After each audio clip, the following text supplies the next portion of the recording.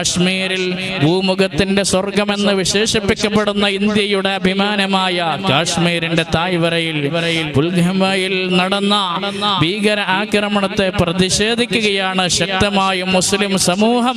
അത് പ്രതിഷേധിക്കേണ്ട ഒരു പ്രവണതയാണ്. ആര് ആ തെറ്റ് ചെയ്താലും അവർക്ക് അതിൻ്റെതായ ശിക്ഷാ നടപടികൾ സർക്കാരിന്റെ ഭാഗത്തിൽ നിന്നുണ്ടാകണമെന്ന് ആശിക്കുന്നവരാണ്. അതിൽ ബഹുമാനപ്പെട്ട ഈ ദീനുൽ ഇസ്ലാമിന്റെ കാഴ്ചപ്പാടും അത് തന്നെയാണ്. ഹബീബായ മുത്തുനബി സല്ലല്ലാഹു അലൈഹി വസല്ലമ തങ്ങൾ നമ്മോട് പഠിപ്പിച്ചു തന്നിട്ടുള്ളത്.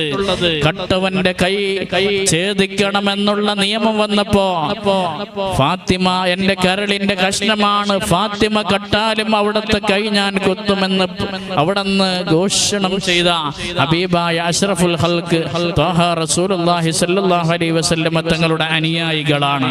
പക്ഷേ ഇത്